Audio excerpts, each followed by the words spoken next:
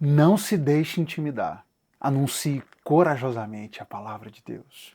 Ontem nós vimos com a leitura do capítulo 3 que só o nome de Jesus é capaz de realmente transformar a vida. Só a vida, só a salvação em Jesus.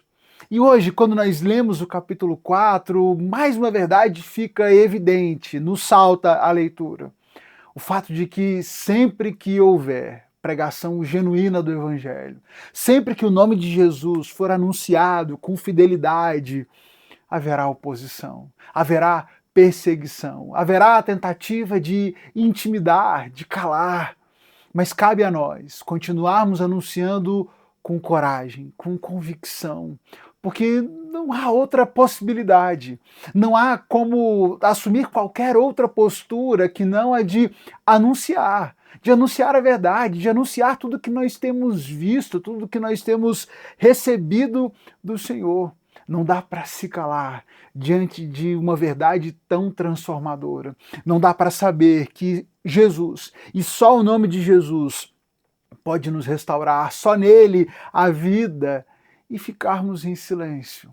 Por mais que o mundo tente nos calar, por mais que a oposição tente te amedrontar, continue anunciando com coragem que só em Jesus há salvação. Hoje a nossa leitura foi do capítulo 4 do livro de Atos. E esse capítulo 4 vai nos trazer um tema que será bastante recorrente também no livro de Atos. Se havia uma convicção no coração dos discípulos de que Jesus era a vida, de que Jesus era a ressurreição, de que só nele poderíamos ter a vida, certamente eles descobriram logo de início que anunciar o Evangelho, anunciar a palavra de Deus, anunciar a verdade que havia em Jesus, traria sobre eles muita oposição, muita perseguição. E isso, claro, não era novidade para eles. Jesus também já havia anunciado, Jesus já tinha deixado isso muito claro.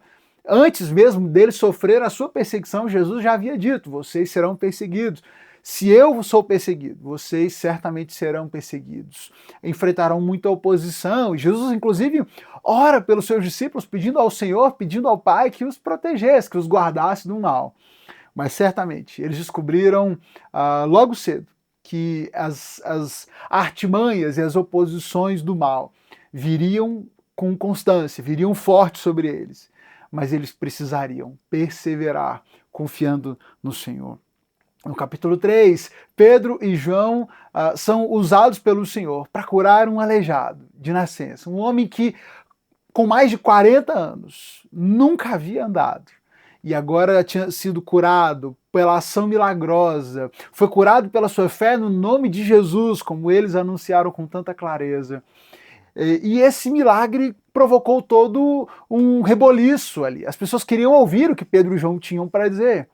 E assim como é constante ao longo dos evangelhos e também no livro de Atos, esses sinais milagrosos eram muito mais importantes como sinais da autenticidade da mensagem dos apóstolos do que os milagres em si. Eles chamavam atenção, eles eram um selo de garantia de que aqueles que estavam ali diante daquelas pessoas eram de fato discípulos de Jesus e traziam uma mensagem verdadeira da parte de Deus.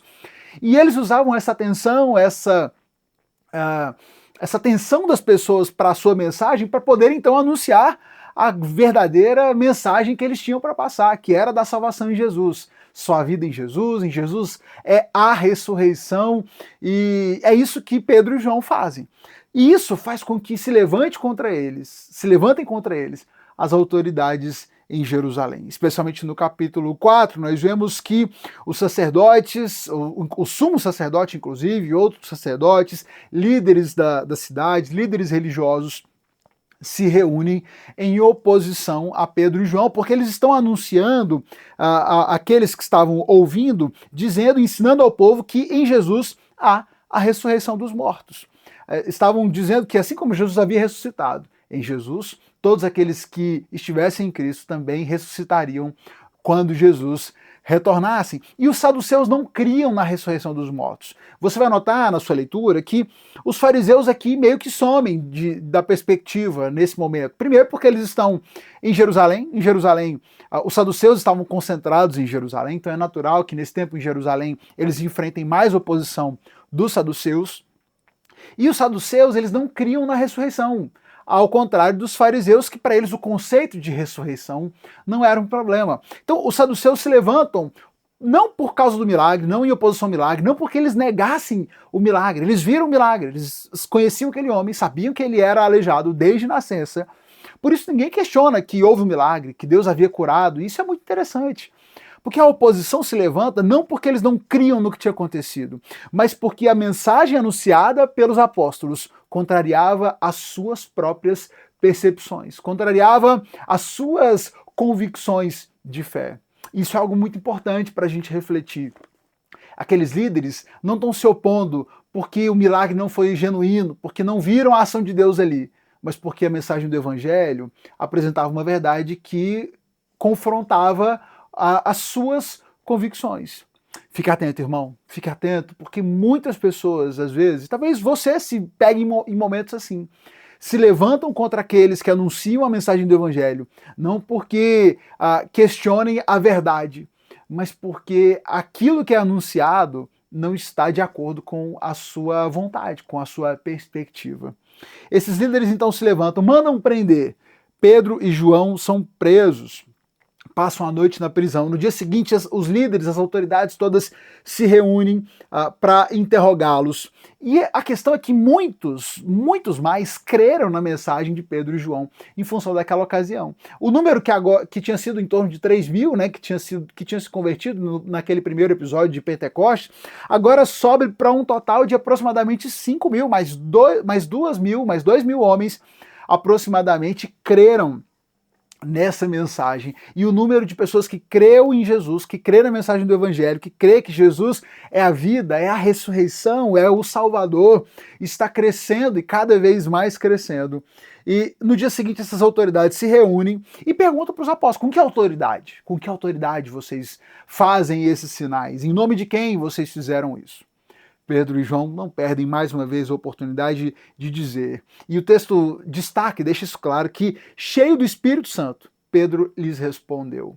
E aqui isso me faz lembrar do episódio em que Jesus havia já dito aos discípulos que eles seriam perseguidos, eles enfrentariam oposição, mas eles não deviam temer. Porque quando isso acontecesse, quando eles fossem levados diante das autoridades, o Espírito Santo, o Senhor, colocaria nas suas bocas, colocaria em seus lábios as palavras que deviam dizer, direcionaria aquilo que eles deveriam falar. Por isso eles não precisavam ficar inseguros, não precisavam ter medo.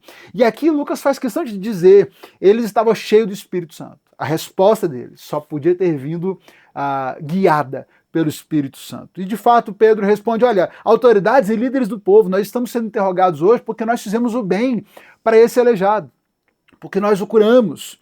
Saibam os senhores e todo o povo de Israel que ele foi curado pelo nome de Jesus Cristo, o Nazareno, a quem os senhores crucificaram, mas a quem Deus ressuscitou dos mortos. Ele foi curado pelo nome de Jesus, a quem vocês crucificaram e a quem Deus ressuscitou.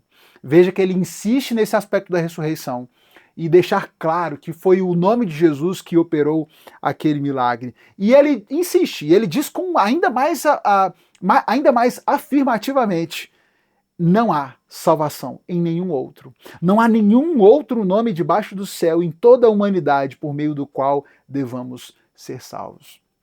Pedro anuncia uma mensagem convicta de que só em Jesus há salvação, de que não há nenhum outro nome debaixo da terra em que haja qualquer possibilidade de salvação.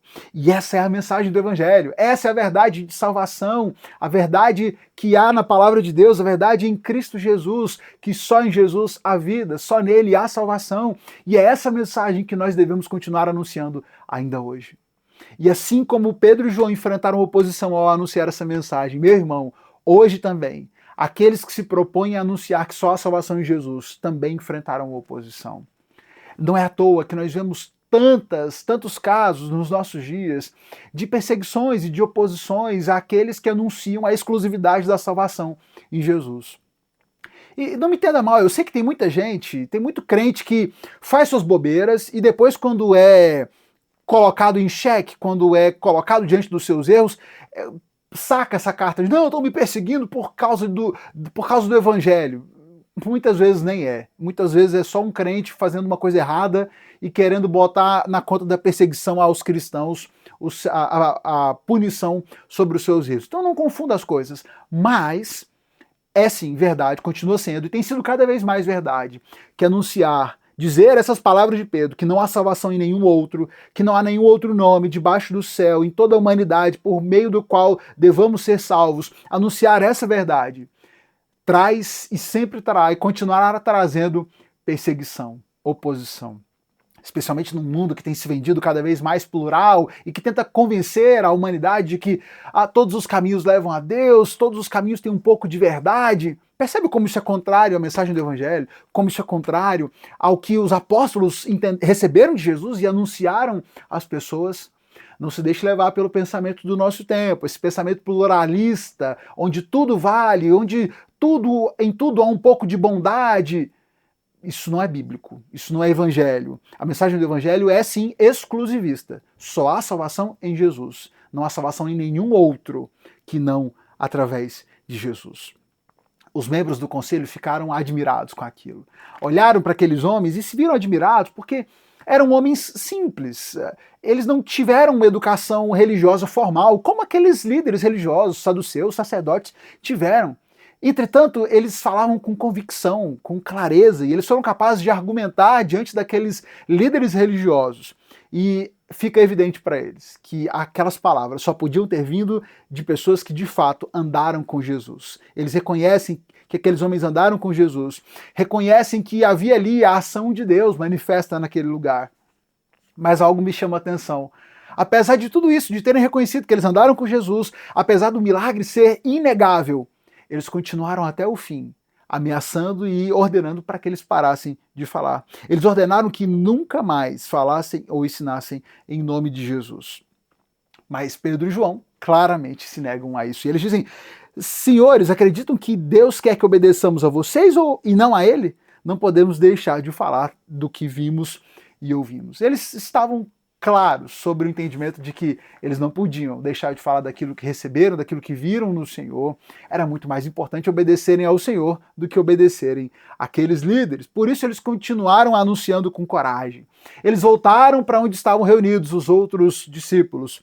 E ao chegarem ali, ao contarem para os seus irmãos o que havia acontecido, como eles já haviam sido presos, como tinham sido ameaçados, esses irmãos se reúnem então num grande momento de oração e eles vão interceder, vão clamar ao Senhor, colocar diante dele a perseguição que eles estavam recebendo e clamar ao Senhor para que diante dessas ameaças o Senhor desse a eles coragem, desse a eles ousadia para que continuassem anunciando a palavra. O texto nos diz que depois da oração, o lugar onde eles estavam tremeu, o chão tremeu e todos ficaram cheios do Espírito Santo e pregavam corajosamente a palavra de Deus.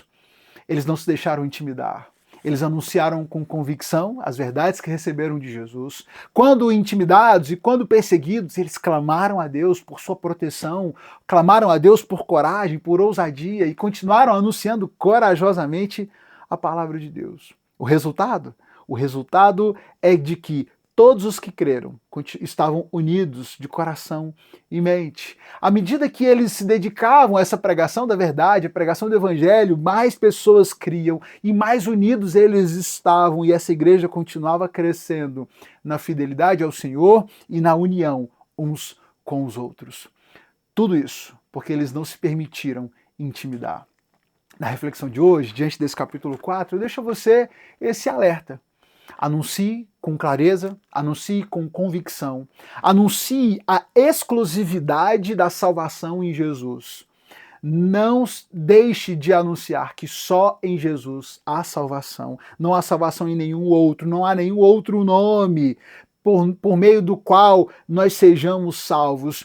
Em Jesus há ressurreição para os mortos. Aqueles que estão em Cristo ressuscitarão com Ele quando Ele retornar. Anunciemos essas verdades, mas façamos isso, sabendo que a oposição vai se levantar. Quanto mais fiel ao Evangelho formos, mais oposição enfrentaremos. Porque esse mundo não quer falar de Jesus. Esse mundo está até disposto a falar coisas vagas, a aceitar coisas vagas. Ah, Deus é bom, Deus é amor. Ninguém costuma questionar isso.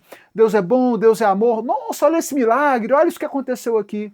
Mas quando nós começamos a falar daquilo que de fato importa, daquilo que de fato é central na mensagem do Evangelho, sobre a salvação em Jesus, sobre a vida e o fato de que só Jesus pode nos salvar, esteja certo. Haverá perseguição, haverá oposição, mas nós não temos o que temer. Nos basta confiar no Senhor, buscarmos força nele e sabermos que ele há de nos guiar quanto ao que devemos falar e há de nos proteger, se essa for a sua vontade. Ele certamente nos guardará. Não se deixe intimidar. Continue a anunciar corajosamente a palavra de Deus. Compartilhe essa reflexão com alguém que possa ser motivado, incentivado por ela. Clica na setinha, manda para um amigo, manda para um familiar e volta amanhã. Aliás, amanhã não, hoje sexta-feira, agora na segunda-feira a gente retorna com a leitura do capítulo 5 e seguimos aí nessa jornada do Novo Testamento, daqui até o final do ano, lendo um capítulo por dia e refletindo e meditando sobre as verdades do Novo Testamento, as verdades da palavra de Deus para as nossas vidas. Deus te abençoe. Volta aqui, segunda-feira a gente tem mais um encontro de reflexão.